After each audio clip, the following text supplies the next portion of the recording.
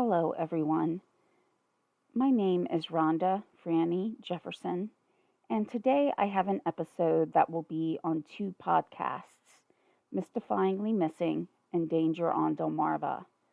I originally started Danger on Delmarva to learn more about events that shaped my home region and how we could learn from these tragedies of the past. I began to think about starting Mystifyingly Missing around 2 to 3 months ago. And on that podcast, I look at disappearances, solved and unsolved. And as with Danger on Delmarva, I want to see what we can learn from these events. In cases where this may apply, I will also take a look at the media and see how they may have impacted the case, good or bad, and also try to explore why some cases receive the huge headlines and continuous coverage, while many fall into the realm of the forgotten. They may only be remembered by family, friends, and maybe an occasional local who will maybe remember something about someone going missing years ago. Why are some cases treated differently than others? And what do we do about making sure that a missing person's picture, name, and other identifying features are distributed equitably? Now, in this podcast or any episode that I do, this is where I would usually start to give a long disclaimer, but I'm going to try to condense that today to just say that I have taken all of the information from publicly available sources. All of the sources will be listed in the description of the podcast notes. I do also upload the audio to YouTube. Now, because of some restrictions that they may have, I may need to use abbreviations or just part of the criminal charge to convey the meaning, just to make sure that nothing is blocked on any of the media that I upload this to.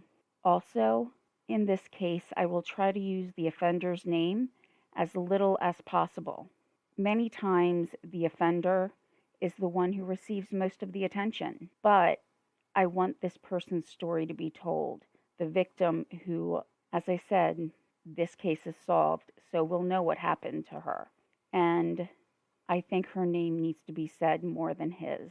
So I do also need to say and to stress a lot that this episode can be triggering on a number of different reasons.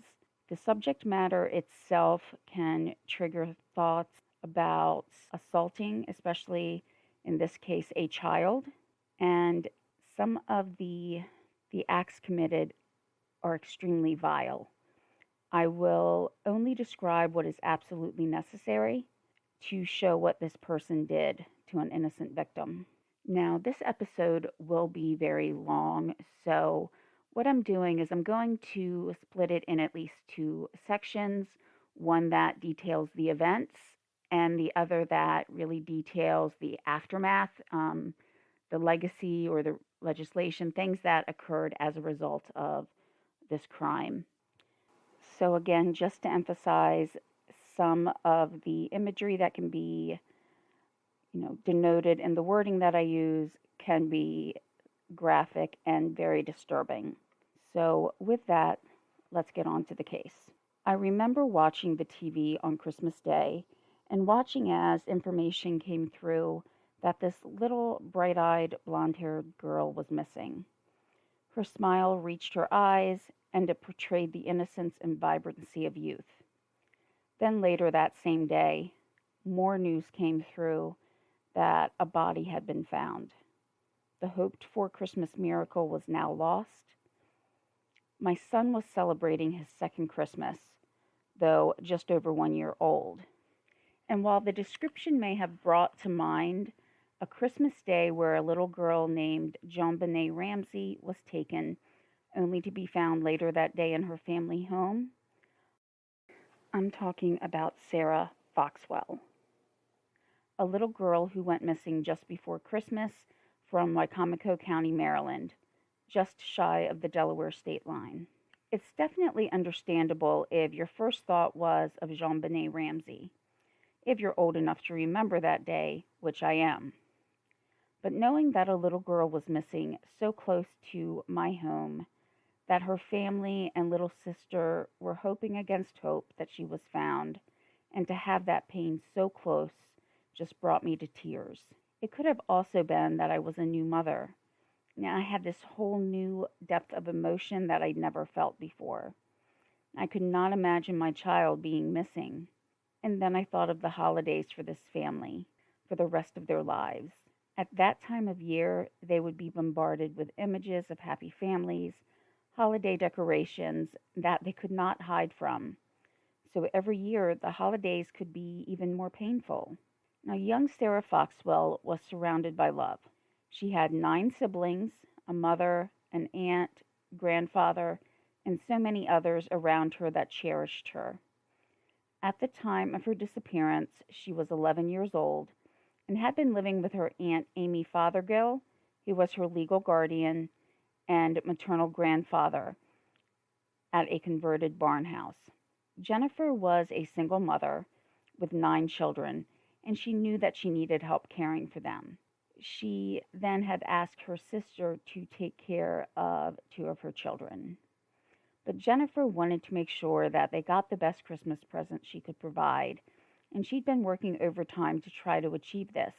Looking at Sarah's picture now, her smile seems haunting, in the one that was used during the search and that covered the front of every newspaper in the area, that continually flashed across the TV screen.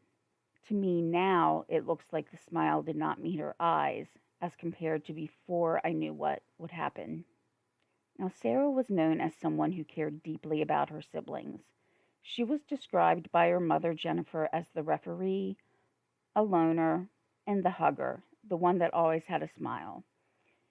She was about the middle of the family, and being in the middle and being the one that her mother described as holding the family together, that's just not something that I, as a youngest sibling, would be able to do. So it shows the strength that Sarah had. Now, Sarah shared her room with her younger sister Emma, who was 6. The room was situated at the end of a hallway close to the back door. Going to bed on Tuesday night, December 22nd of 2009, the children were excited as it had snowed outside, and because the temperatures were supposed to stay cold, a white Christmas seemed that it would be in the works. Now, on the lower part of the eastern shore, and usually on the upper part as well, to see any significant snow was not incredibly common, and to actually have snow on the ground at Christmas time would seem almost magical to the children living here. I can only imagine how the little girls must have giggled, all snug in their Christmas pajamas, whispering about their time off from school, what plans they had for winter break. I can almost see them in their room, thinking about if there was any place to go sledding, even though snow would be on the ground. The ground around here tends to be pretty flat. They may have been thinking of building a snowman on Christmas morning or making snow angels. But these innocent little girls had no way of knowing that before the next morning even came, an event so vile would happen that no one even really wants to say the words, much less realize that it involved a child. I had watched the news about this case, but I don't remember seeing the same details that I've read about while researching this. I can't say if that's because these facts were just never presented on television or if I had just blocked them out. Amy awoke the morning of Wednesday, December 23rd, and could not find Sarah. She may not have panicked at first, as it was possible Sarah was just getting something to drink or was in the bathroom, but she was not in her bed. Quickly, though, Amy knew something was wrong. Jennifer, Sarah's mother, received a call from her sister saying that she could not find Sarah, that she had searched everywhere but just could not find her. A missing persons report was filed quickly. Though I could not find any information specifically on Sarah's father, it did seem like she at least knew his whereabouts or knew of him, as A paternal aunt was interviewed at some point in time, and Mike Lewis, who was the sheriff, said that they knew rather quickly that this was not a case of parental kidnapping. Now, as to why this conclusion was reached so quickly and decisively was because of one thing, or one person, I should say, little 6-year-old Emma. Emma let her family know that she was awoken in the middle of the night. She had pretended to be asleep. I don't know if she did this because she instinctively knew something was wrong, or if she didn't want to get in trouble for not being asleep since she had known the man, Mr. Tommy. Emma told her family and investigators that Mr. Tommy had taken Sarah. Amy, who had dated Mr. Tommy briefly, but who reportedly had not seen him for at least a month, realized that he knew where they kept an extra spare key in the garden. It would also make sense as the family dog had not barked, and it wouldn't have because it knew Mr. Tommy. Now, for the timeline of events prior to Sarah going missing, I'm going to rely heavily on information from a Baltimore Sun article. As with all my sources, I will link the article in the notes. Now, I didn't find too much information on her early life, but the first time that Thomas Leggs Jr. had been convicted of a sex crime was before Sarah was even born. 1997. At the age of 18, he was working at a local school's haunted forest. This role would allow him to hide and jump out at people, and through this event, he met 3 11 and 12-year-olds who had advised them of their age. He befriended them, and even though he was 6 to 7 years older than them, he acted in a friendly, outgoing manner and engaged the young girls for the evening. At one point, he took a shy 12-year-old away from her friends and touched her. After this violation, the offender had the gall to contact the girl and want to meet with her again. She, of course, did not want to meet with him. Her parents did read her diary, and while some people may think that this is a breach of trust, her parents did what they thought was best for their child, and in the process did find out that their daughter had been writing about her assault. They contacted the police. Now, he did not deny the claims. Now, his next quote is one of the most despicable things I have ever heard. And he, throughout some of the articles I've read, he has said things that were very similar or things just as equally as vile, but this is the only one I'm going to repeat just so you get an idea of what his mindset was. So in response to the young girl's claims, which he did admit to, he said, she wasn't acting like she wasn't enjoying it. So in even another show of hubris or complete disrespect, or both, he wrote to the parents and, just to paraphrase the whole letter, said that he didn't know the children's ages, and if he had, he wouldn't have done it. A, they said that they told him. B, they're 12, 11 and 12.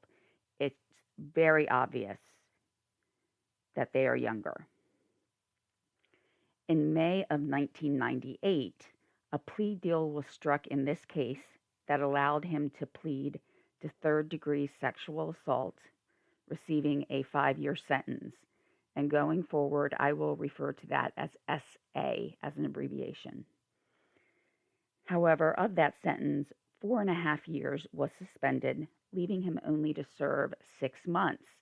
But because of good behavior, he got out in only about 4. About a year after his release, 12-year-old Caitlin Alley and some of her friends were in a mall in Salisbury, Maryland. At the time, the offender was 20 years old, So, if he had actually served more of his sentence regarding the 12-year-old, he would not have been out at this time. Later, after the events of this Christmas, when Caitlin saw the story about Sarah, she said that when she saw the picture, her heart went right to her feet and that she felt like she had been punched in the stomach. So, more about her and her friend's story is that while at the mall, the offender used flattery to engage them, but when he said he wanted to take them on a wild ride, the teens knew that this just was not right. His actions seemed reminiscent of either his inability to recognize or his refusal to do so, that his actions were wrong. Just as with his first victim, he was very vigilant about trying to contact the girls. He followed them around the mall, and later, Caitlin and her friend were having a small sleepover, and he actually found their house and climbed up to the bedroom window and banged on it. Caitlin's friend threatened to call the police, so he left. Now, her friend was afraid to tell her parents, thinking that she would get in trouble. And I think this is really sad that she would think that because she and Caitlin were actually the ones that were being victimized in this case. So they didn't say anything, but a school counselor did notice a change in their behaviors and actions. And as a result, she spoke with them and they told her what had happened. And the counselor then reported the incident to the police. And I just do have to say, this counselor was awesome. The fact that, there's a lot of children in a high school or middle school. It doesn't say exactly which school they were in, but the fact that a counselor knows the students well enough to know that something is just not right and take the appropriate actions, I just think that's amazing that she or he knew the students that well. So when the offender was questioned about this, all he said was that he touched a girl on her behind and he was just joking, which, anytime someone would touch a teenager on the behind is not joking. So to 2000, and at this time, the case with Caitlin is, still kind of going on. It hasn't been, finalized yet. So in 2000, he was charged with 18 offenses in relation to the mall incident. But to skip forward a little while, in June, while he was waiting for the trial, he went to a beach town that's not far from the Maryland border. He approached a girl on the boardwalk in Rehoboth Beach, Delaware. She was 16 years old and she was out trying to find her sister. Now, as with everyone else that we've discussed at this point, he tried to engage her, he walked with her, and was doing what was described as slap boxing. He propositioned her, and when she refused his advances, he did walk away. But a little while later, she saw him by a soda machine, and she did actually talk to him again. And though none of us were there, I would have to think she was thinking along the lines of, okay, well, I told him no earlier and he walked away. Everything is fine. But it wasn't, and he forced himself on her. Now, as with the other survivors that have come forward in this case, she was very brave to do so. Police found 2 sets of footprints around the area that she had described, and witnesses did state that they saw him staring at her. Now, he was accused of second-degree SA, and this triggered a violation of his probation. Now, to kind of backtrack a little bit, because we have 2 things going on simultaneously, he's waiting for everything to finalize with the incident with Caitlin and her friend. Now, because of the violation of probation that Delaware could see, they sent him back to Wicomico County, which is in Maryland.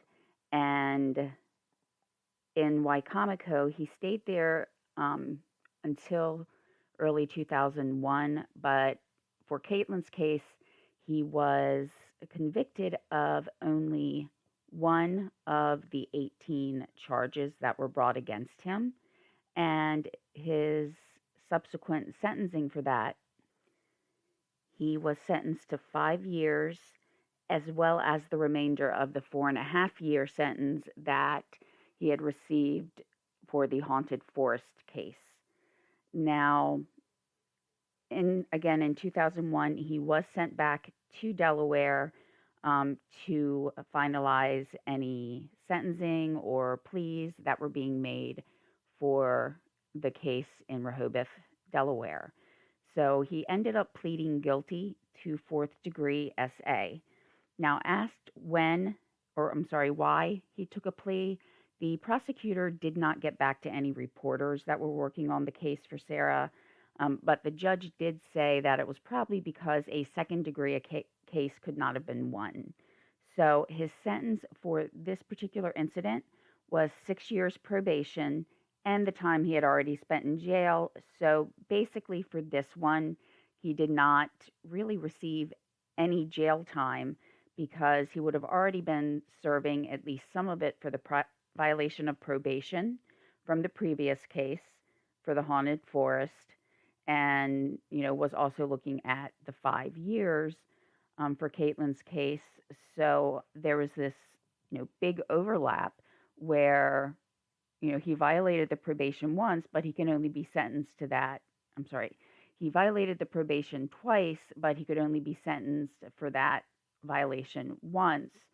So it was just the 4.5 years as compared to, any other charges that he could have received stemming from that because, he took a plea and had no extra time to serve.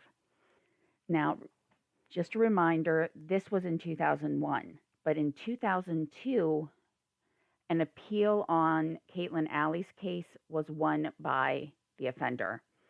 And so while he had been sentenced to 5 years for the offense with Caitlin, as well as, the previous 4.5 years from the haunted forest, he was not retried on Caitlin's case.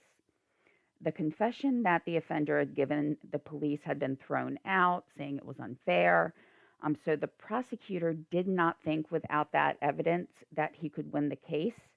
So he okayed a plea that would allow the offender to only serve time for the violation of probation.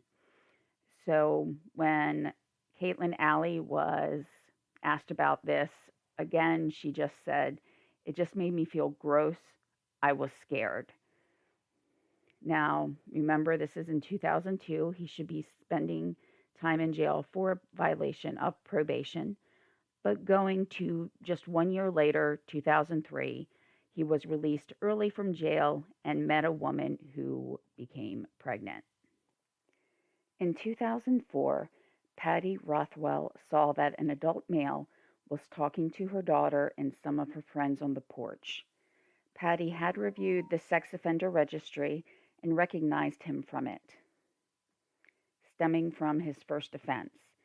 He made some statements to the girls that I'm not going to repeat, but he then smacked one on her backside. So Patty did call the police, and he was charged with 2 SA offenses and 1 assault. He was acquitted. After what happened with Sarah Foxwell, Patty was very clear in her feelings about the young girl's fate, that if the offender had been in jail, this, of course, would have never happened. So there were failures in the system. Oh, and remember how he had met a woman and she became pregnant? On this same day, on Patty Rothwell's porch, he had just brought home his newborn baby daughter from the hospital that same day. Now, when questioned as to why they did not convict, The foreman of the jury said that they did not know that he was a registered sex offender. The acts that the offender did commit on that day, they said, could have been interpreted as more of innocent gestures, though, again, as far as slapping a child on her behind, not entirely sure how that is innocent, but the only thing I can speculate about is that, based on the events of the day, that he was excited that, his newborn baby was home and he was just like overly exuberant or overly hyped, that they may have felt he was just kind of celebrating that. But if he was actually celebrating that, he should have been home with his girlfriend and the baby. Now, in the state of Maryland, previous convictions cannot be brought into evidence in most cases. Defense attorneys state that their client then could not get a fair trial if any of these past events were introduced. Now, David Urin is a defense attorney and former federal prosecutor. Um, his thoughts were that the advocates of harsher sentences or harsher monitoring are on the right track if they want to hang every alleged sex offender, but they're on the wrong track if they want anyone to ever have a fair trial. So again, this is a defense attorney's thoughts, not mine. But he went on, or another attorney went on to say, just because somebody did it before, it doesn't mean they did it again. That defense attorney was Andrew Alperstein. Now, he has no connection to this case, but those were his thoughts based on, allowing evidence of a prior conviction to be brought into a trial. Now, after this, Patty Rothwell did take out a restraining order against him. Her daughter is haunted by the events of what happened to Sarah, even though Patty's daughter was another victim of this same offender. Now, in 2006, the then governor, Martin O'Malley, his administration set forth some legislation to better monitor some sex offenders. He suggested longer monitoring times after release for certain offenders, as well as an advisory board to review how the state handled these offenders. But that never came into being. His administration said that some of the provisions were, quote, unworkable or unconstitutional. Now, these same suggestions were reintroduced after this case. There had been an advisory board that was set up previously, but they said it had not adequately addressed the situation on how to handle most sex offenders. And some of that was also my opinion regarding those regulations. Now, this offender had another run-in with the law in July of 2006. He was violent towards his now ex-wife. She did file a restraining order, and she really feared that he would come after her because he had threatened her. She has been afraid to speak with the media. In September of 2006, he broke into a woman's apartment in Ocean City, Maryland. He had met her while he was a bouncer at a bar. She had liked him as, his persona was, being cordial and fun. She did let him come over to her apartment, but at some point he did become too aggressive and she told him he had to leave. So later on, they did run into each other and he apologized. And, as we've gone over, he's very, very friendly, he's outgoing, and, after the discussion and, talking for a while, they even took a taxi together later that evening. Now, he did want to go to her apartment, but that was where she drew the line. She was firm that he was not doing that, so she did not let him in. But later that night, she woke up and found him in her bedroom in a state of undress. She was able to convince him to leave and saw that he had actually damaged a screen to get into the apartment. Now, this has affected her to this day and even impacts her sleep. Now, I'm just going to speak from a personal experience that I had where a man that I was alone with, not intentionally, it was just he worked for a different part of the company I was working with at the time. And this was over 20 years ago. And we just ended up being in the same place alone. And he did try to become aggressive, but thankfully, a coworker from yet another part of the company needed some supplies from where I was. So you could hear the door slam when she came in. So she wouldn't walk in and see us right away, but one, the slamming door was enough to make him move. But two, when she did see me, she knew something was wrong and she asked if I was okay. Um, I did report the incident, but this particular person wore cowboy boots, and a lot of where we worked had hard tile in it. And to this day, over 20 years later, when I hear like clicks or taps on hard tile of someone walking, almost instantly I go back to that moment. So this happened in this young woman's, sleep in her own apartment. So I just know personally how it felt to be, in that position and know how it still feels 20 years later. But she had someone break into her home. That's her sanctuary. That's where she goes to relax, to rest. And he's taken that away from her. So it's, even though, time may pass, some things are just very, very difficult to, erase from the memory. And things like this, you don't erase, they stay with you forever. Now, for this case, he was charged with two misdemeanors. So he broke into a house, an apartment, and he cut screens to do so. But I'm going to read this next sentence from, just quoting it just to make sure I get all the charges. So it was two misdemeanors, fourth degree burglary, and malicious destruction of property. That's where it ended.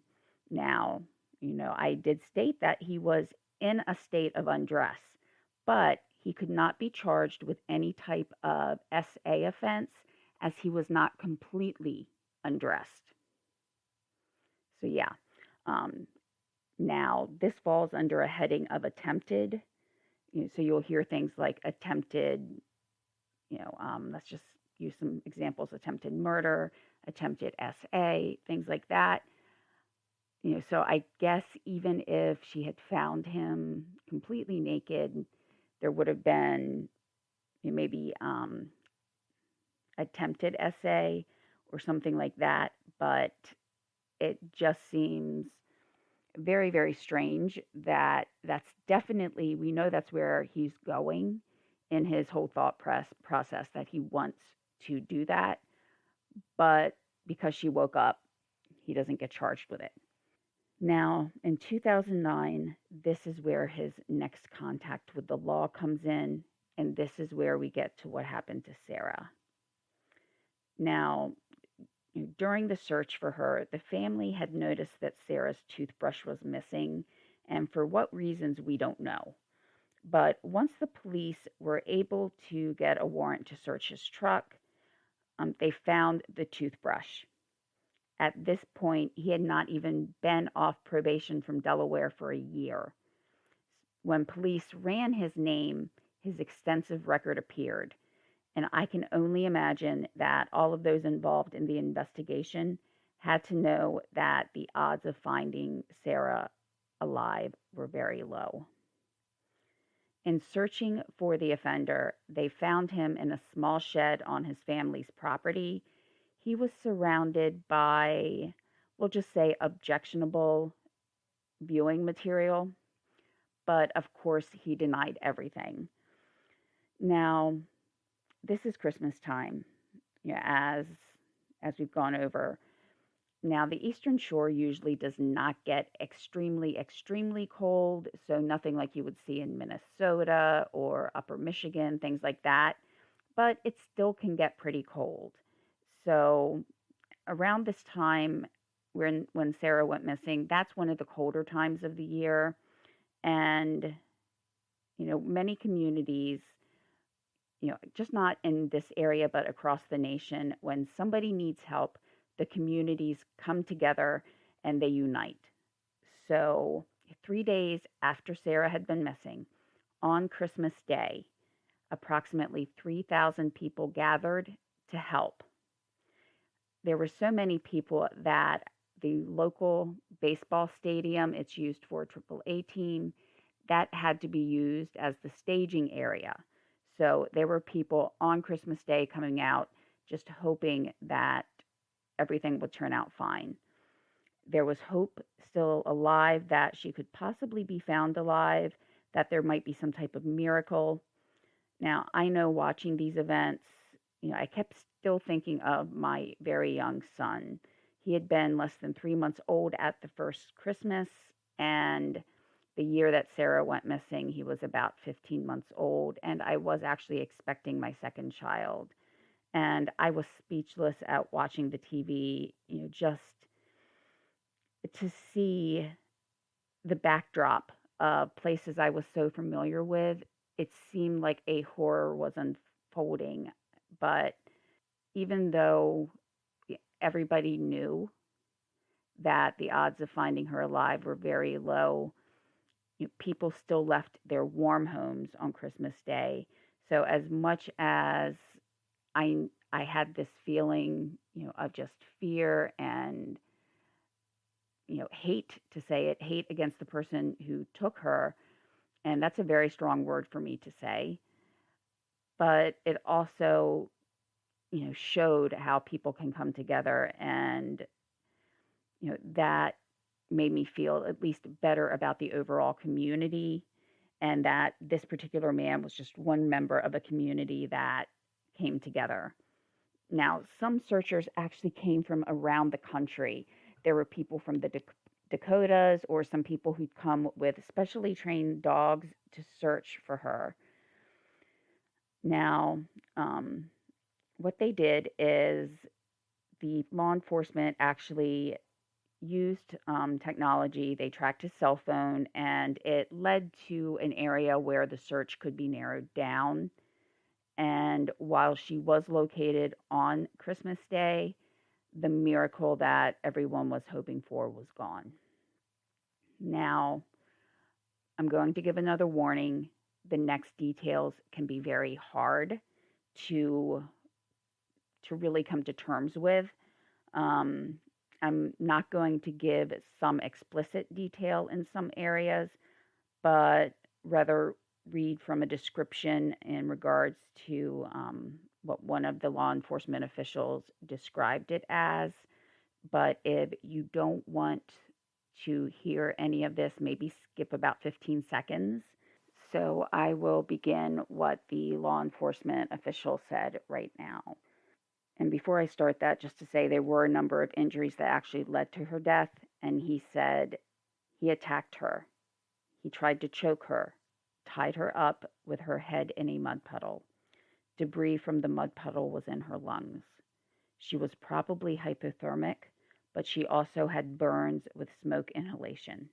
She was alive during all of this. So while the actual specifics of what he did were kind of limited or vague in this description, it was enough to really say just how evil this man was. So he was indicted on first-degree burglary and kidnapping, and once she was found, murder and sex offenses were charged as well. Now, he will spend the rest of his life in jail. The death penalty was taken off the table because he did plea or make a plea deal, and the family and the prosecutors really decided to go with this plea deal because that way little Emma wouldn't have to testify, and they wanted to try to, think of what she would have to go through in order to, or have to relive those moments that were terrifying for her.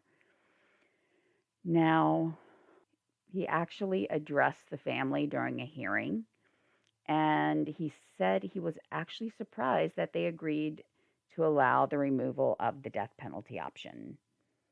Now, what I'm going to do, because there is still a lot of information to go over about how this case impacted monitoring and probation and other aspects to how sex offenders are, actually treated in regards to their release. So that can get a little bit detailed or a lot. But what I'm going to do is give just a brief overview of some of the items we'll be going over in um, the next episode, because it will be at least one other episode. I'm going to try to get the rest of the information in just one more episode instead of having a total of 3. But these are some of the aspects we'll be exploring. There was, um, you know, as we previously mentioned, that there had been an initiative started in 2006 about how to take certain steps to monitor these offenders, but these efforts were revisited after Sarah's case. Now, I'm going to be reading directly from some of the articles, and so I'll let you know when I'm done reading directly from some information. What would occur is a lifetime supervision for anyone convicted of SA or attempted SA, again, using some abbreviations there. Repeat offenders and those convicted of sexual abuse of a minor, among other offenses. That supervision, which could include GPS monitoring, would apply after any sentence or probation for the underlying crime. A pre-sentence investigation would occur. A violation of that supervision would result in more prison time without early release for good behavior. Bringing the state into compliance with the Federal Sex Offender Registration and Notification Act, also known as the Adam Walsh Act of 2006, by making registration requirements retroactive, reclassifying sex offense categories, and requiring juveniles to publicly register as a sex offender if convicted as an adult, or if convicted of a serious offense in juvenile court and at least age 14. Giving judges authority to require sex offender registration for a person convicted of a child. And again, because of some requirements, convicted of child PORN, possession or indecent exposure in the presence of a minor. Expanding the categories of people required to have state and federal background checks. It would include checks on private employees running recreation centers, plus home health and residential agencies that provide services to minors. Okay, this is where that section ends. And honestly, that last one about expanding the categories of the people required to have background checks when running or being involved in certain things like recreation centers, I would have thought that would have been very, very strict. But, again, looking at it through the lens of, knowing what happened and that we're now 12 years, past this almost, that, it's something we take for granted that these background checks should be run, but they were not always as extensive as they are now. So next episode, we'll kind of pick up on a few stats, go more into detail about what would be required under new legislation, as well as even some information about people who were opposed to any additional legislation. So I will leave all of my contact information in the description of the episode. Again, this is, falling into 2 different podcasts. So I'll have both of them listed in each of the notes. The Mystifyingly Missing one, I only have one other case on that. But, again, I'll put everything in the description. All of my sources will be in the description. And I will try to release the second episode as quickly as possible. But again, it is really more of, legislation and the aftermath of what happened to Sarah. Now, if you do want to listen to more of, true crime on the Delmarva area or about disappearances, solved and unsolved, please subscribe to one or both of the podcasts, Mystifyingly Missing and Danger on Delmarva. That really helps the podcast grow because that affects the algorithm and how people find different podcasts, when they're searching for certain keywords and things like that. Again, I do also upload to YouTube, so I'll leave those links in the description as well. The video usually is either just a static video, meaning there's only one picture showing in the background, but I am looking at some software to try to expand the video concept. So thank you all for sticking into this longer and very, very disturbing episode. And I just want to make sure that Sarah's memory stays alive and that, we can recognize what we need to do to try to better protect our children and, also adults by keeping the sex offender registry open and having more legislation in regards to that. Right. So I will talk to everyone as soon as I can and have a great day.